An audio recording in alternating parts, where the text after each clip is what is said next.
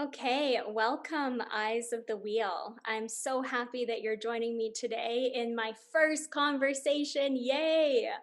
This is Jared. Meet Jared. He is beautiful and happy and joyful and kind. And I'm so happy that he's my first guest on this show.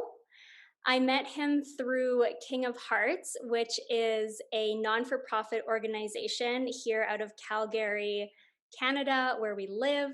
And they basically get people together for mental health and to kind of digest and peel apart modern masculinity. So I know this is a big, hot topic, and I'm very interested in it.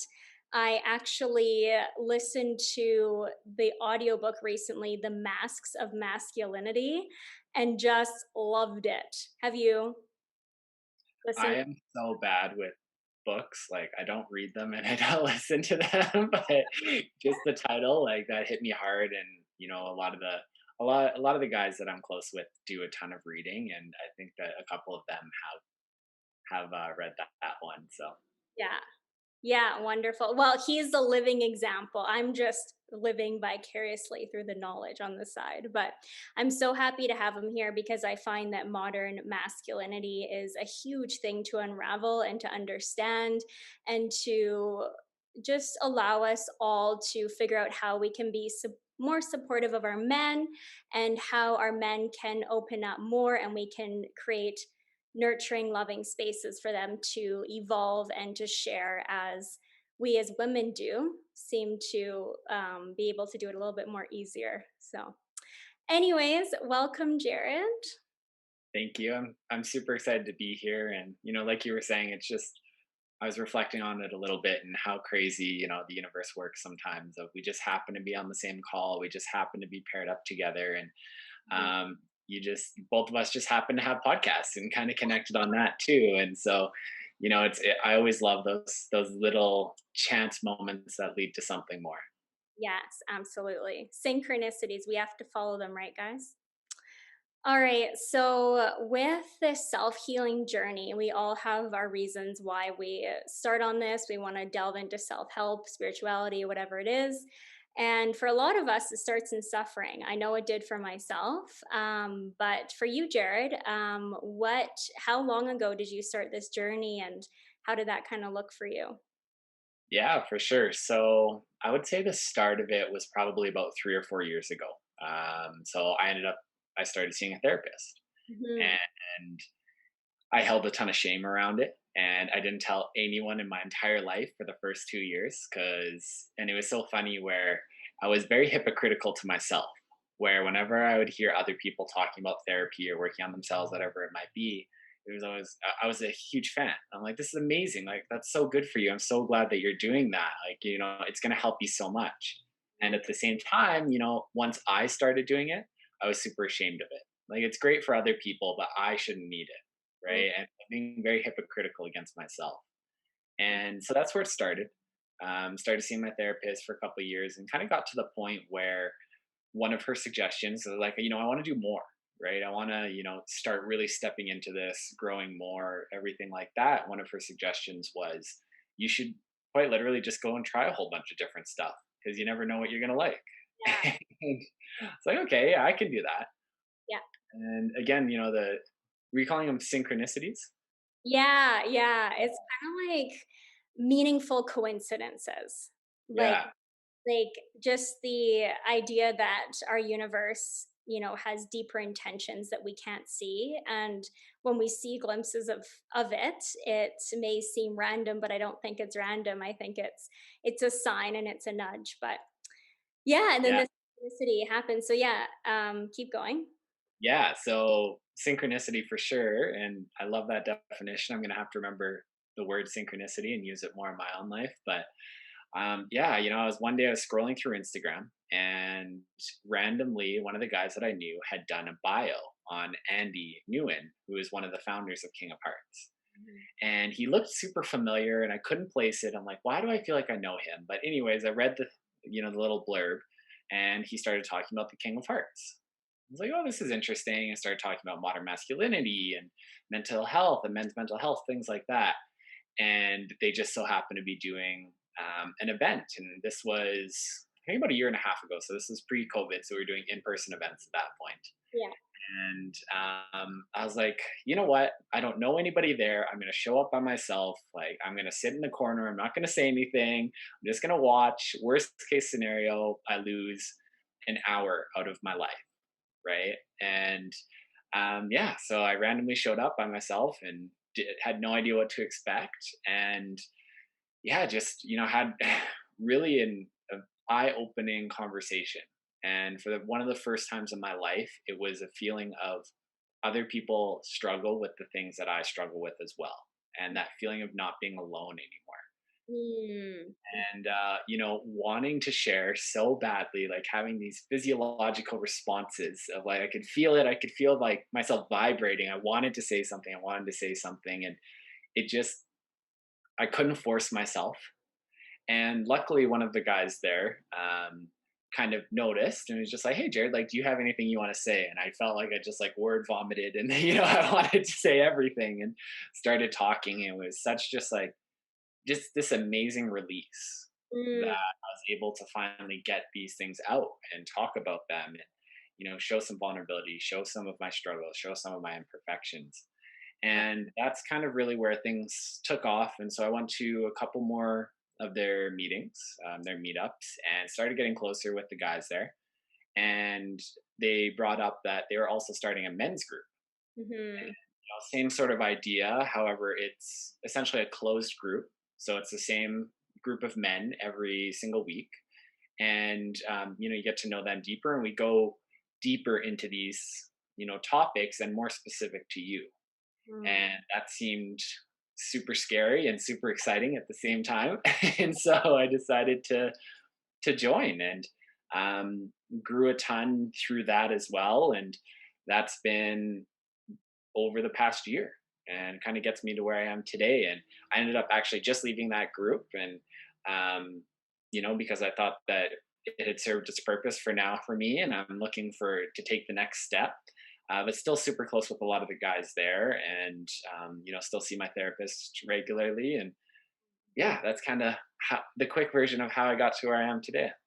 Right, that's beautiful. So I guess, like, growing up as a man, like, I'm guessing there were certain types of standards or judgments that was put around you and who you had to be, and so you had, these walls up and so much that it kind of sounded like you're like, I want to talk. It was almost like a ticking time bomb that was like, just let me let this out, but I can't. And like it's not going to be accepted if I do. And then you held it in for so long, I guess. And then eventually with therapy, and then with the men's group, even better, because now you're taking this into public, you're taking this into friendships, you're taking this into a whole nother level of vulnerability and openness. And yeah, it seems like a very empowering journey and a very courageous journey, especially as a man, like leading this sort of conscious masculinity that is coming through now. So yeah, can you speak to like what it's like to be a man, and like what does society expect of you, and how is that harmful or helpful, or yeah, how does that resonate with you? For sure, yeah. And I want to preface too of I'm still super early in my journey, and I've definitely made huge strides and changed a lot. And at the same time, I recognize that I still have a long way to go. Mm. We Um, yeah, and I think it's super important to acknowledge too that it's like that we had this conversation a few months back, and it was this idea that working on yourself, it's not a destination, Mhm. right? You're not going to get to a point where you're done, where you've mastered masculinity or men's work or working on yourself or mental health. It's a continuous journey where you can always get a little bit better, and you have to stay on top of it as well. But going back to your question, yeah, I think that I put a lot of pressure on myself as well.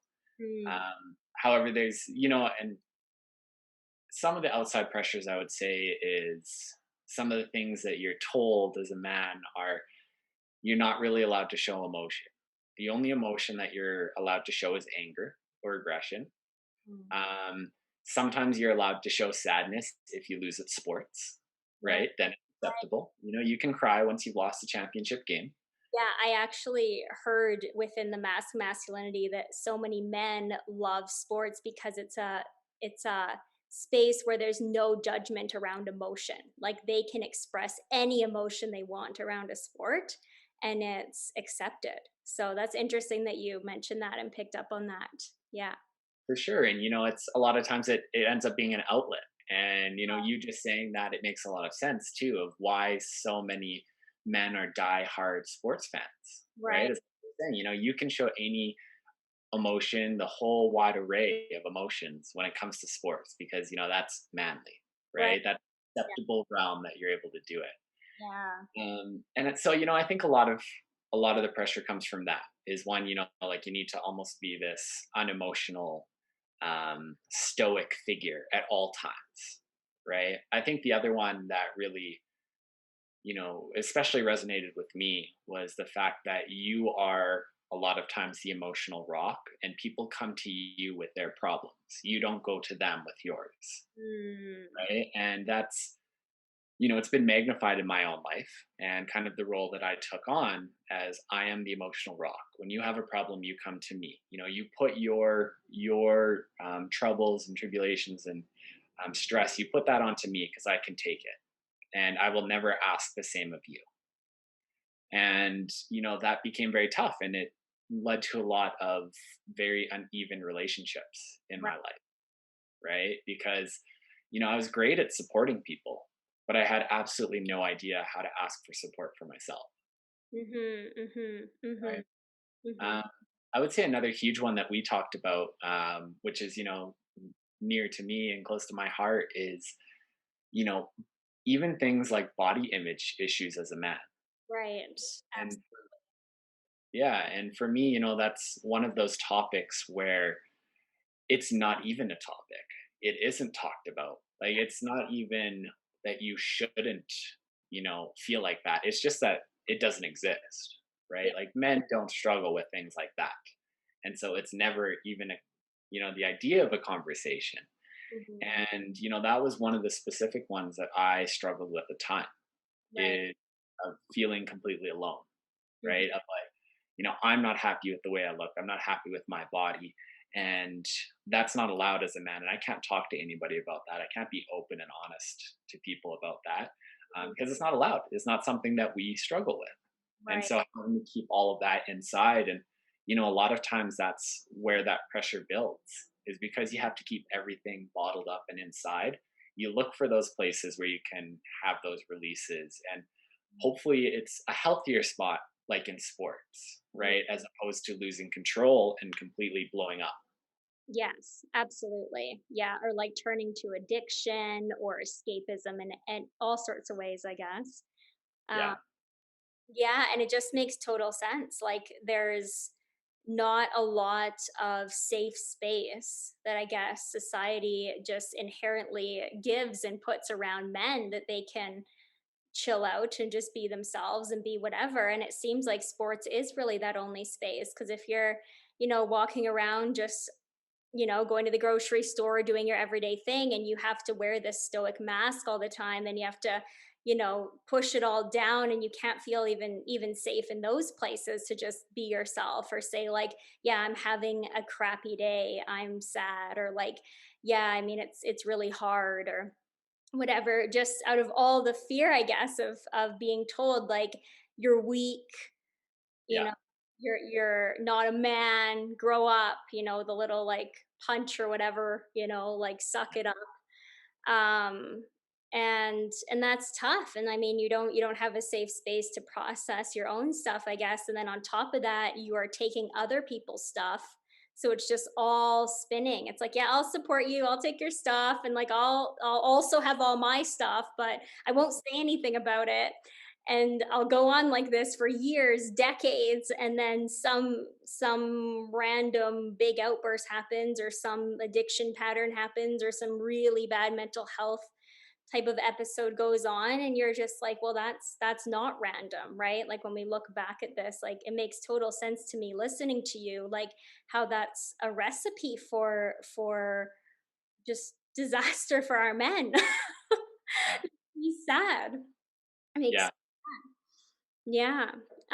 But I really am so grateful to you and men like you and men at King of Hearts that are standing up for that. And I know with myself as a woman, I find that super attractive when males are open and when they, when they're vulnerable or when they cry. Like, and speaking to my girlfriends, like when like their man cries, it's like a big, like, wow, like it was amazing. Like I know that's the woman side of things, but we just we want what's underneath all the layers so badly. So watching the men like you and a King of Hearts do that work to internally like dissolve your barriers and create safe space for each other is just the fundamentals of, I think, of your well-being or your partnerships, your relationships, your successes and all that. Hey, what do you think?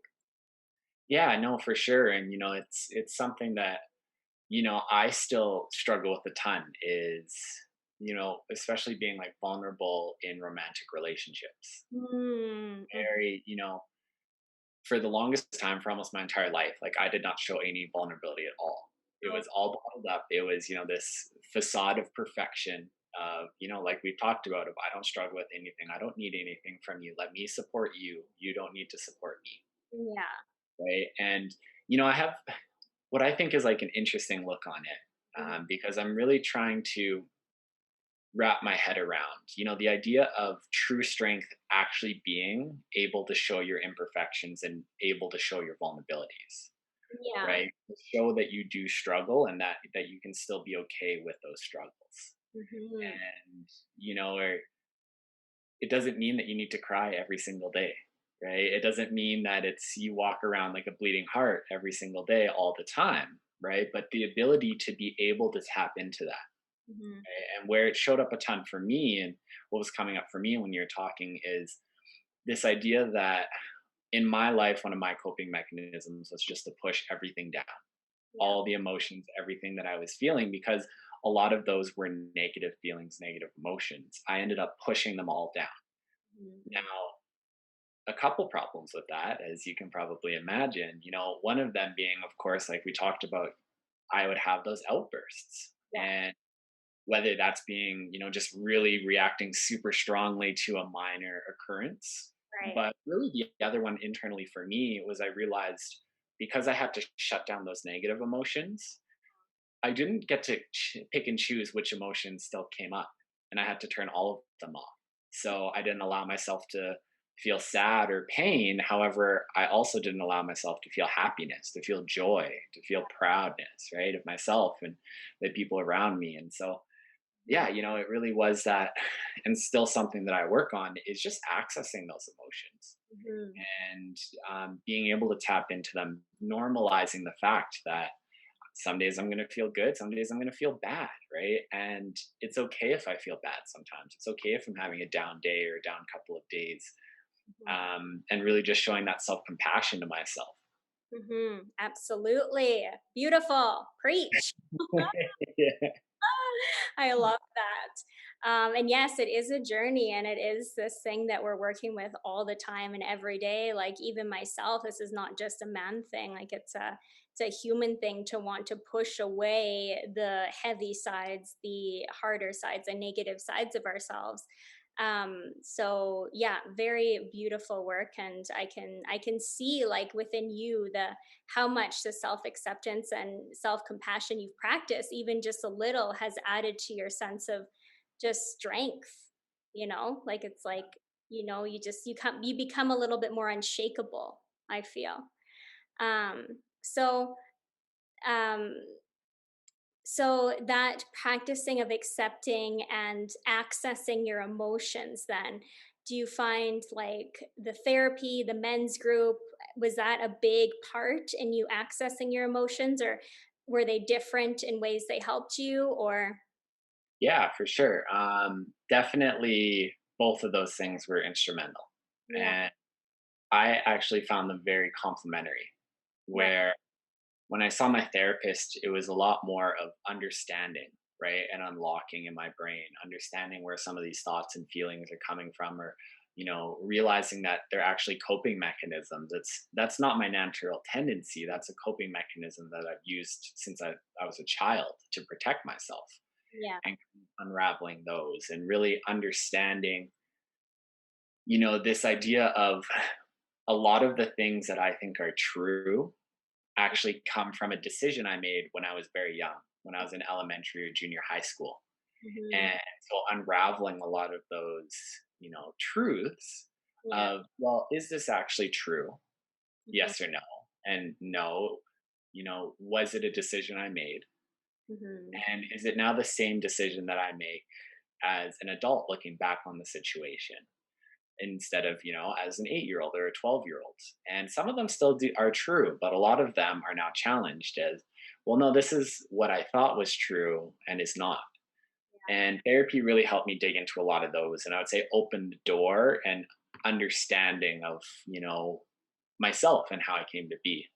Mhm. Mhm. Men's group was a lot more about actually embodying it. Mm. And I almost I kind of explain it as like a place to play Yeah. with Okay. my emotions and get to test them out.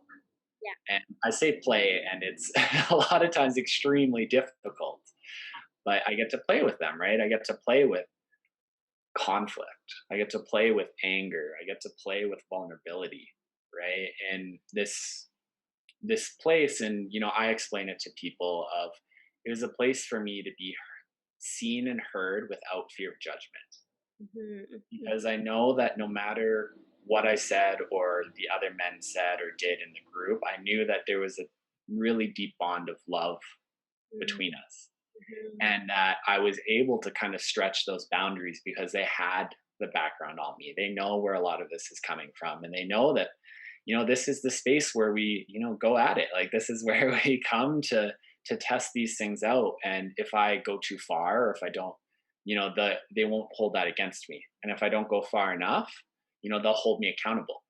Right. And so yeah, I got to play a lot with those emotions, with those sides of me, and Mhm. yeah, in a safe environment. Mhm. Mhm. Like, how healing is that for?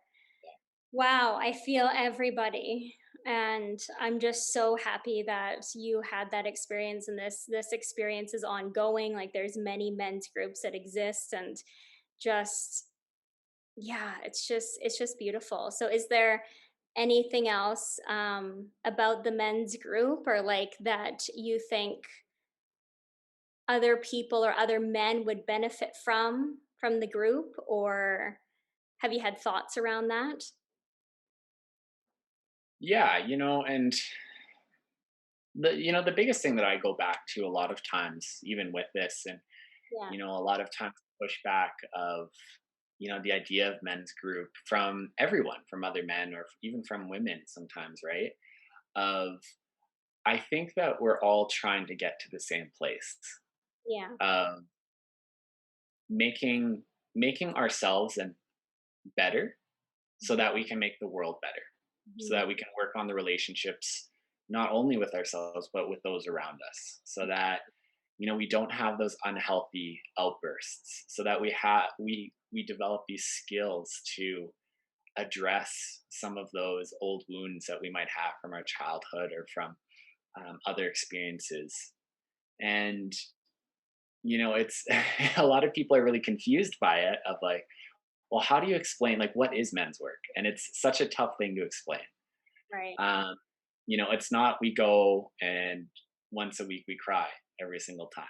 Right? It's like, sure, there's a lot of crime, right? But there's also a lot of stepping into your assertiveness, and everybody goes to it for different reasons, Mhm. right? Like, for me, one of the ones is, one of the biggest ones for me is, I've always had a problem with conflict.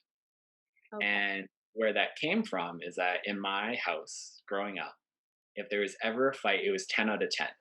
There Right. was no small conflicts or disagreements. It was, if we're getting into it, we're yelling, the whole house is involved, like, we're getting into it.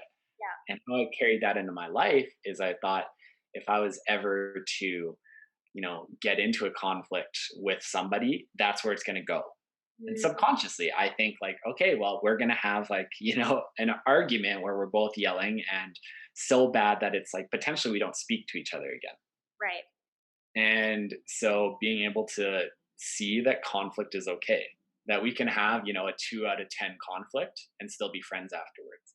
Right, right. Yeah, that makes total sense. That conflict can actually be like a means of growth and depth when it's handled with love and safety, right? But when it's handled with fear and like the need to be like right or wrong, Yeah. then yeah, I've seen that a lot within my own family, within my own life too, because you end up playing out the patterns. Then you're like, wait a minute, like, and when you experience it being handled differently, it's almost like shocking.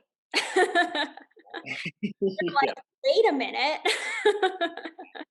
Like this is something that can be handled with safety, and then yeah, I feel like it's a big journey of inner trust of like, okay, like I trust myself and enough to open up now in this space and to walk into, you know, conflict, which may not even be conflict. It may just be like a space where you just open up with each other and maybe it feels heavy, but that doesn't mean it's conflict. That's just entering a deeper space. So yeah, Yeah. I think that's really beautiful. Yeah, I think another big one, specifically for me, and I ended up realizing one of the big pieces for myself was showing vulnerability with people and showing the dark side of myself. And it was I didn't realize how much weight I carried around, Mm, always being heavy of always taking on and never being able to unload any of it.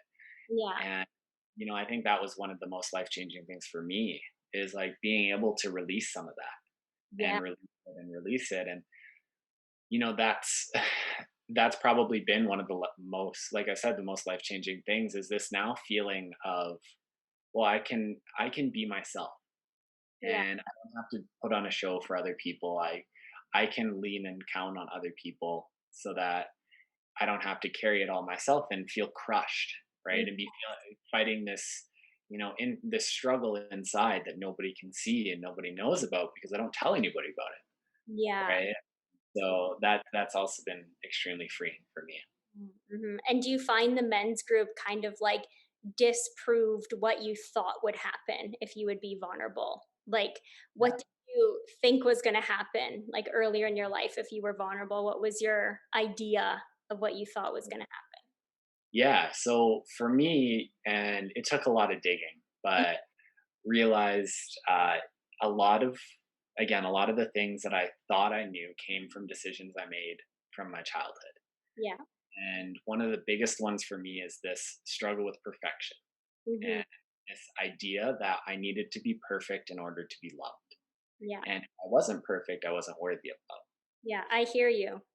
Yeah, and so my entire life was showing whoever it was that I was perfect. And that involved changing my personality to best suit them, Yeah. right? And a lot of times being quiet when I first met people to figure out what they liked, what they didn't like, what Mm, their energy level of how I could match that. right. And going against some of the things that I believed because disagreeing with them, if I disagreed with them, I wouldn't be perfect in their eyes, Yeah. right? Yeah.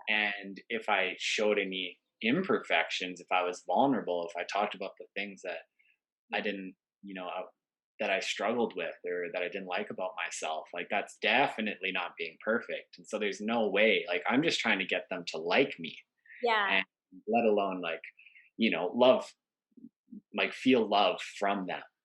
And so there's no way that I can be vulnerable with them because it'll show them that I'm not perfect and therefore not worthy of love. Hmm. And I think that was my biggest takeaway is like showing that I can show my imperfections to people. I can tell them the things that are wrong with me, the things that I carry shame around in my life, and still be loved by them.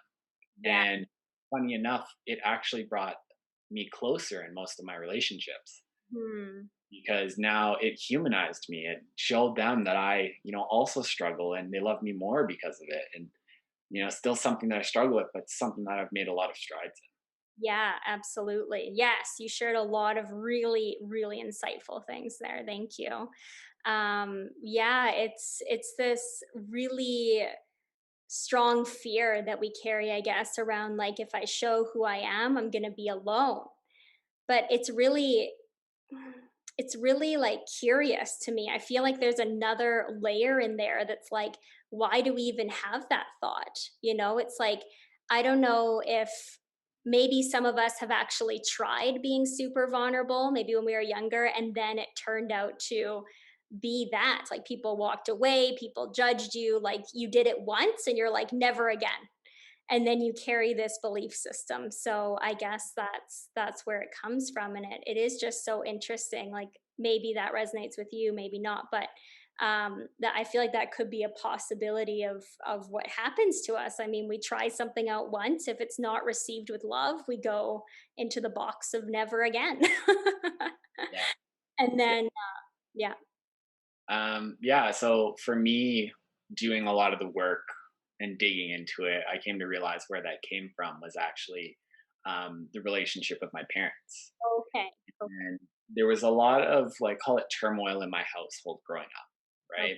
And because I was always like, okay, I always got good grades, like I took care of myself. I played sports. yeah, I was on honor roll, whatever it might be. I was always just like, they knew that I was going to be okay. right. And because of that, I didn't get the attention that I craved. Mm, And it led to me feeling like I wasn't good enough, right? So it was feeling that I wasn't doing enough to be worthy of that attention. right. And for me personally, that's where it came from. Mm-hmm. And it took a lot of digging and a lot of hurt and a lot of baggage to get there. Um, and finally identifying it, realizing it, and starting to heal that wound again has been, just transformational for me. And, it's still there. It's not closed by any means. However, now that I know where a lot of these things come from, I always talk about like the root cause, Yeah. right? The root of like what it actually was, and all the branches are coming off of that of where it shows up in your life. And Mhm. so trying to identify that root cause actually helps with all the branches as well. Yeah, because then everything kind of made sense to you, I guess. And you're like, okay, like I can do that and I can accept it. And yeah, that's amazing. Such good work on yourself. And yeah, it's definitely not a blanket sort of answer. Like everyone has their own individual experiences that led to the beliefs that we hold today that we are holding us back or helping us.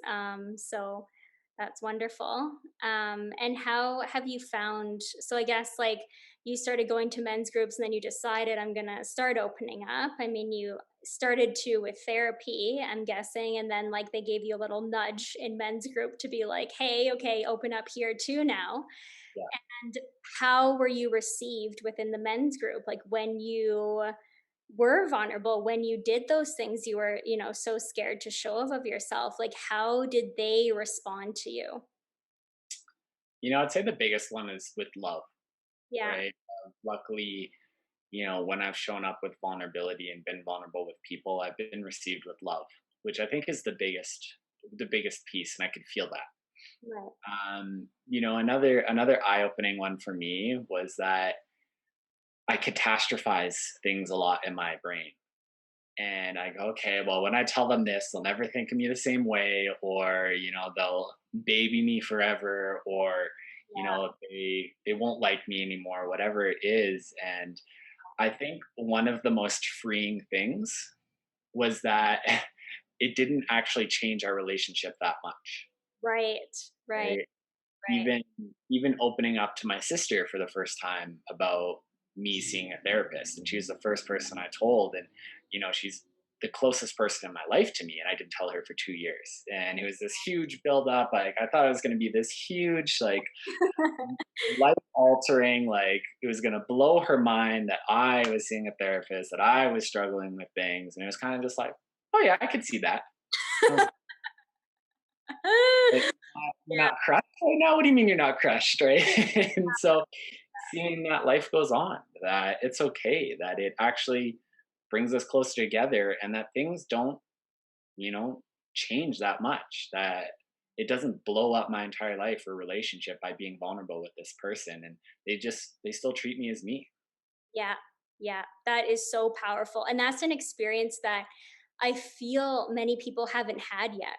Like they haven't had an experience of being received in love, in their authenticity, in their mess of being a human, in their vulnerability, right? And like in my experience, like it's not just, one time I had to be received by love in that space. It's like it had to happen again and again and again. So finally, my conditioning of like thinking that things were going to be different finally was like, okay, you have no ground here. Like reality has proven different Yeah, so many times. Like now you can actually drop that. And I find that we almost have to take action to allow reality to disprove our limiting beliefs, right? yeah, I don't know. yeah. What do you think about that? No, I think I completely agree with it. Right? Mhm. Yeah, you almost have to prove it to yourself sometimes. Yeah. And like, we try to talk ourselves out of things so much and pretend like we know what will happen. Mm, And there's only really one way to know, and it's by doing. I And do it's by doing it over and over again. And it's funny to me looking back, and I came to this realization. I want to say about a month ago. I feel like I just use the same time periods for everything. But anyways, I realized, and being able to look back, I went, oh, the real thing that I've been focusing on this past year has been vulnerability. right. And I like the physiological response, like I talked about in that first King of Hearts get together to Yeah. share. I don't even know what it was. It was something probably super minuscule, right? And I'm like shaking, I'm sweating. I feel like my heart's gonna pound out of my chest, like just to open up a tiny little bit to these strangers. Right. And then fast forward, 10 months, and in the men's group, one of the final kind of stages for myself, and I was able to go like, oh, like, you know, vulnerability isn't going to be my focus anymore for the next time period.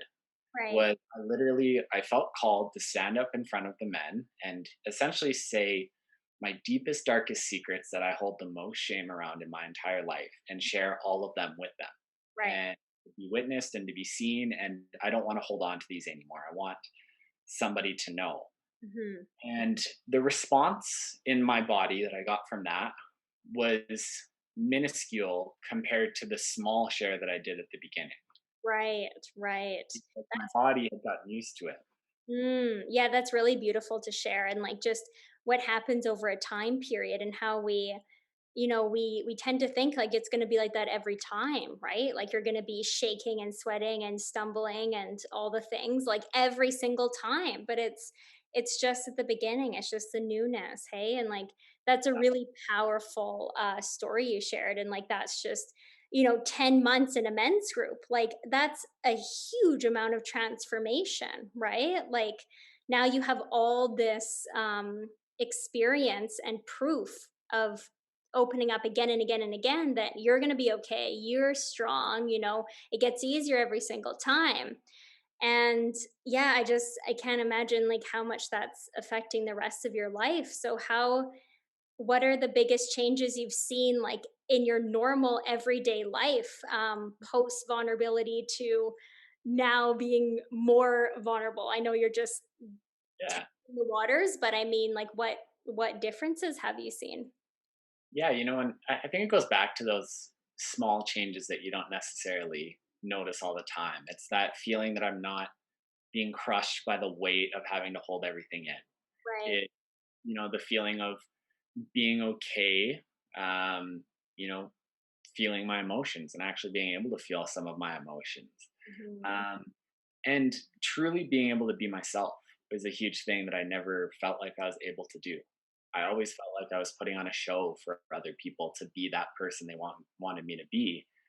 And now it's this, well, I'm going to explore like what does it mean to be Jared? Like who is Jared? Because I don't know who I would be without trying to impress other people, because that's been my programming for the last 20 years. Yeah. And so, okay, like what do I want to do now that I'm not as worried, because we all still have those moments of what other people are going to think of me. And yeah, I don't have something specific to point to, but I would say just overall, like my mental health, the feeling inside of my head is just, of lightness, of calm, of more peace, as opposed to this constant pressure, this constant feeling of being beaten down.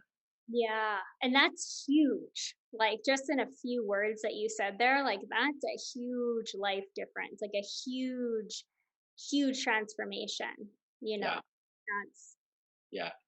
And actually, the one other piece that just came up for me was a lot of times I felt myself living in fear yeah, of the fear of other people realizing and noticing those things that I was self-conscious about.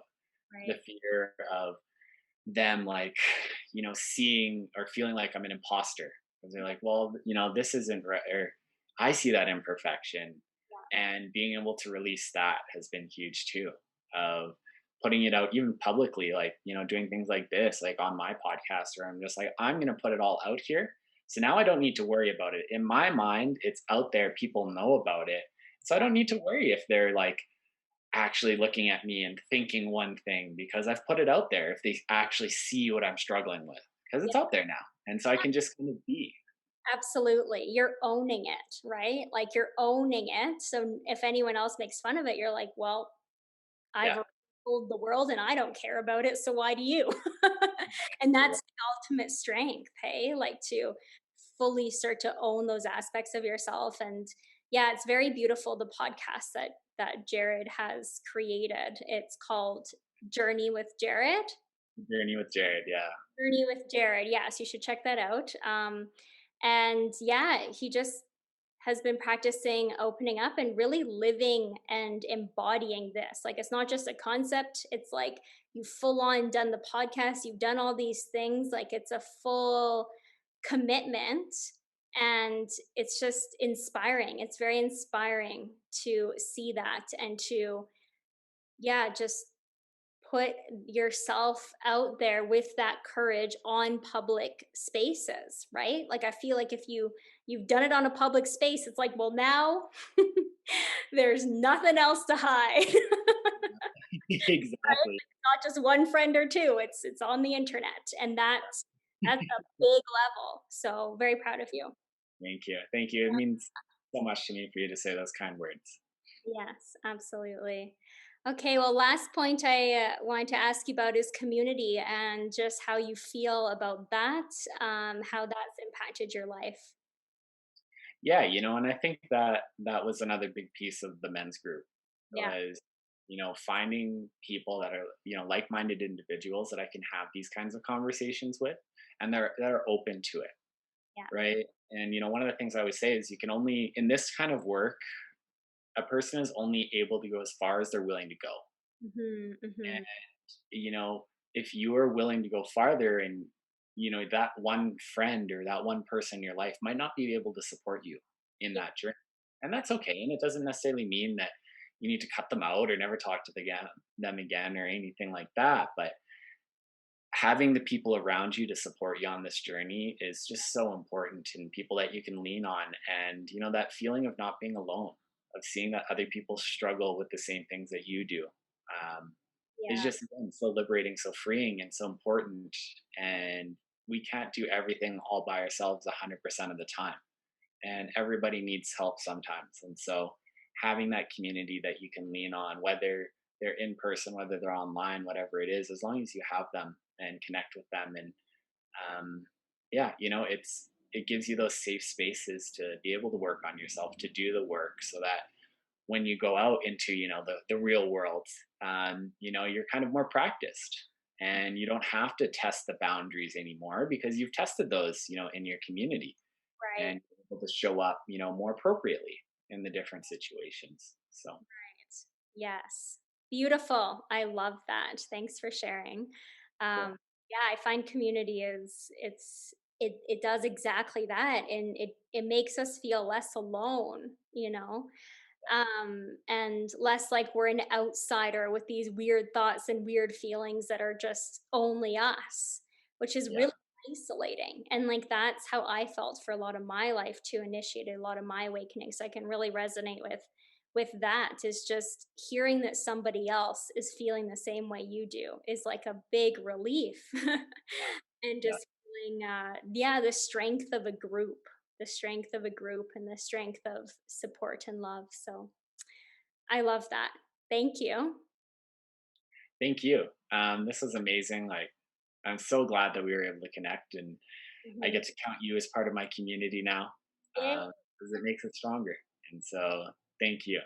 Yes, you too. Thank you so much, Jared. And yay, first conversation page. Thank you for joining us. I hope you got so much out of this conversation. I did. And yeah, check out Jared's content, Journey with Jared, and we'll see you next time. Thank you. Eyes of the Wheel.